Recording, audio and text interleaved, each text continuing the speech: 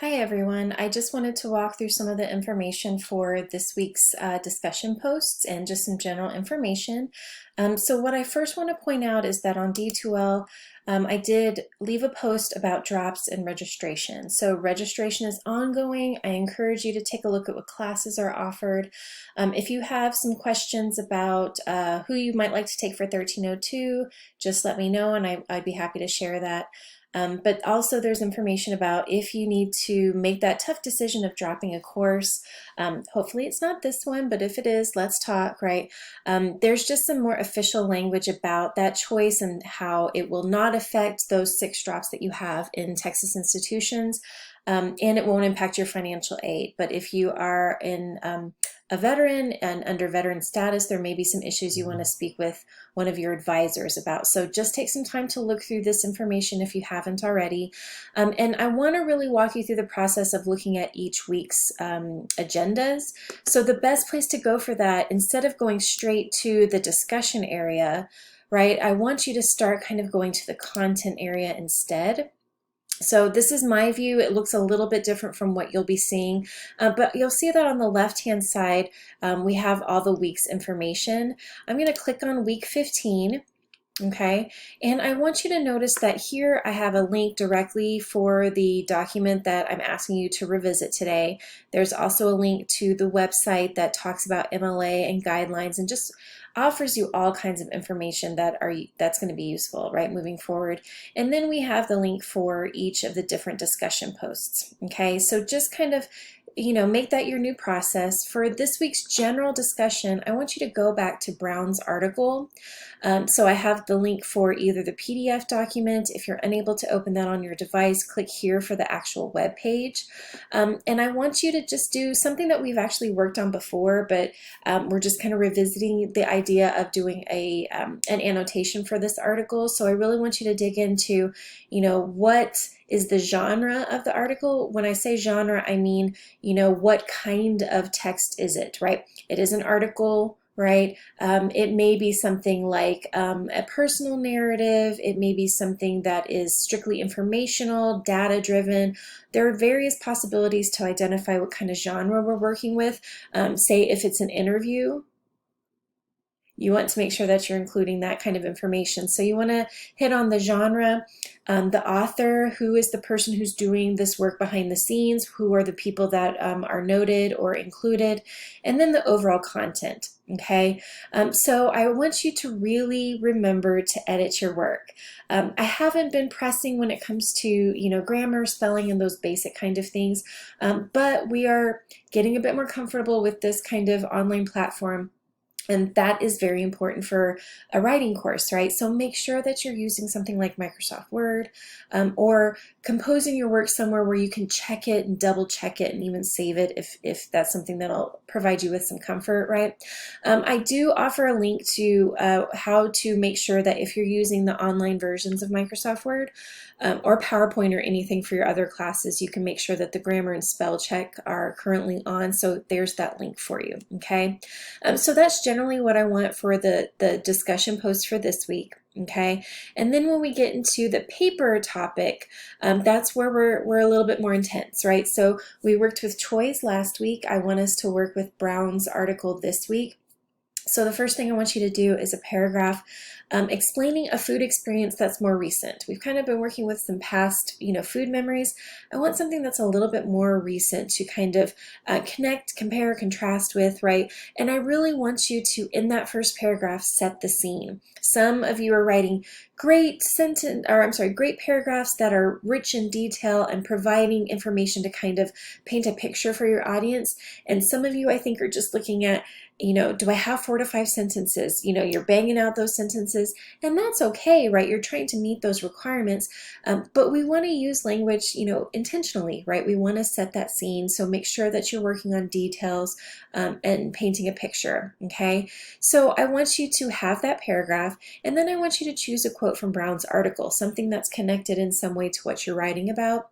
I want you to really focus on the idea that there are Brown's words as the author, but then she is bringing in the words of other people. And with MLA formatting, we want to be very specific about who we are citing and how we are citing that information, right?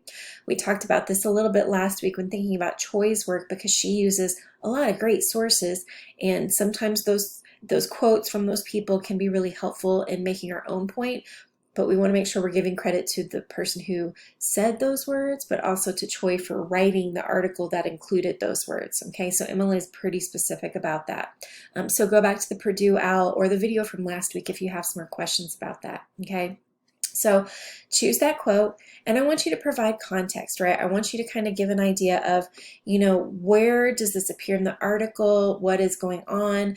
Don't just pull a quote without offering any kind of information, because we want some of that detail, okay?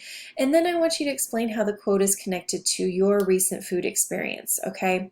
By incorporating that into, that paragraph. So I'm going to pull up Brown's article here. This is the PDF version. And so a quote that I found that I thought was kind of interesting, because recently, I talked about my own experience with, the cake experience of my father making that cake. And I thought, well, I also have a more recent, experience where like a dessert or cake is involved. So I thought maybe connecting those things could be kind of interesting, although you certainly do not have to follow that same route. We're just looking at the past and the present in some way with food as the guiding topic, okay? So you'll see here that Brown is interviewing, and so we have the interview information set off by the initials of the person speaking, right? So I wanted to use a quote right here. So the person is responding to Brown's question, right? Because Brown is saying, what about eating in the workplace, right? So this person is noting, my student looked at food in workplaces, and one conclusion was, among academics in Denmark at least, cake is a big thing. Everyone is talking about cake while also trying to show themselves as healthy and good people. In offices, when there's cake, everyone's running for it. Cake is something people can all agree on. It seems to be a huge unifier in workplaces. Okay, so I really thought that, cake is a big thing. That's a really useful quote, right? Especially if my topic kind of revolves around this notion of cake and how cake can be a celebratory thing. It's comforting. But what I really want to be careful with is the fact that these are not Brown's words. These are this person's words, right? So if you read through the article again, you have all the people's actual names. So you want to make sure you're citing those. And also I want to note, I don't just want to take this quote out of context, because that's not ethical research, right?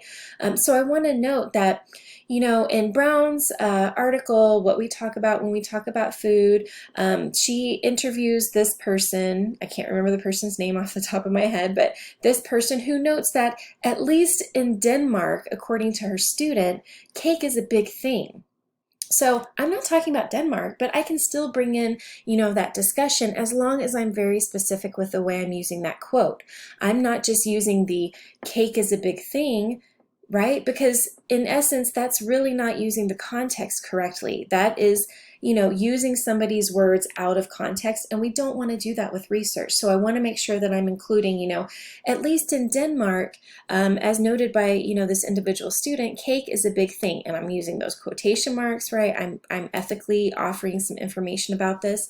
And I can even go into more detail with that quote, but I'm giving credit to the proper people, and I'm also providing a bit of context when I'm using that quote. I'm not just pulling it out and not talking about, what the actual person speaking is discussing at that point. Okay, so that's my quote. I'm going to offer some sort of paragraph to connect that quote, right? And give an idea of how those ideas were developed. And then I'm going to, have that 6 to 7 sentence paragraph that is doing that research work. But at the end, I want you to create a citation. So this is doing some work as we would in a full-on paper, right? We would have our works cited page. So in lieu of doing that whole works cited page, I want you to just practice creating a citation, okay? And so the best way to do that is to actually go to the Purdue Owl website. So I have that link, remember. So if you go up to the top of that content area, you can click on the Purdue Owl website, or, type it in and go there. This is what the website looks like. On the left-hand side, you have all the different sections for MLA. There's always going to be a video that pops open. So you have basics on quotations, you have books, there's all kinds of information, okay? But what I actually want us to focus a little bit on this week is right here. This is a generator. This is something that will generate a citation for you, but I want to stress to you, this will not always work perfectly. You have to then go in and double check this information, okay? So make sure that you're taking the time to do that.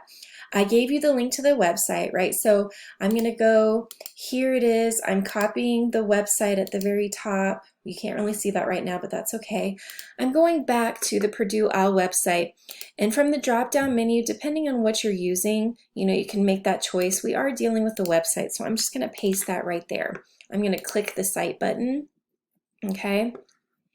And then it's going to pop open with some of this information. Okay, so it's, make sure your paper is error-free, APA, MLA, don't get too caught up in this. It can be overwhelming. We have a lot of information going on right now.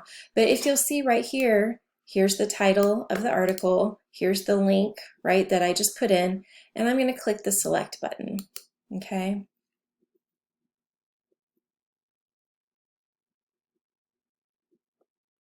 And then again, there's all kinds of information. Here's what we found. And so it just double checks, okay, is this the date that you accessed it, the date of publication? And then click Final Step. Okay.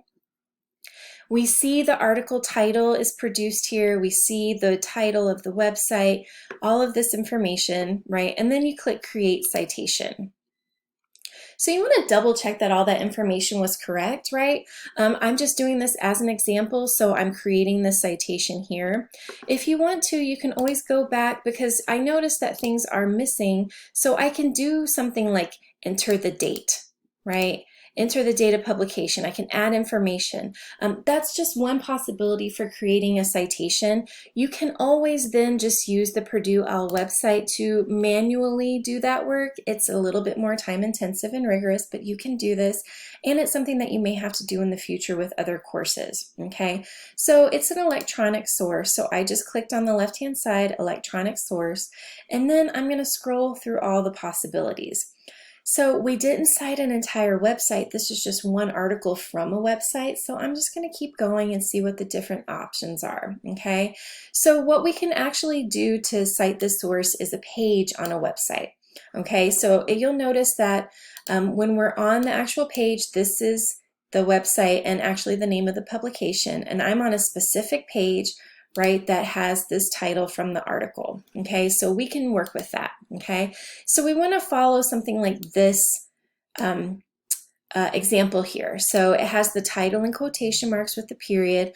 Italicized is the name of the overall website, right? So if you go back to the website, title, right? Okay, and then we have the date of publication, comma, and then we have the link, right? And at the end, and it's not used in this example, but you'll see it up here at this example, is the date of access, right? So I accessed it today. I'm going to put accessed on today's date, and then a period at the end. So essentially, I just want you to work on this for this week's post, right? And that's what I'm asking you to do in the paper discussion area. So that's how you'll end, right? You'll end your paper topic discussion with a citation, just like you would end your paper with a works cited page, but we're working in a different kind of format right now, and that's okay.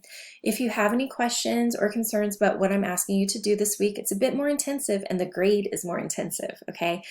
So make sure that you're doing everything you can to have, as many points as you're going for.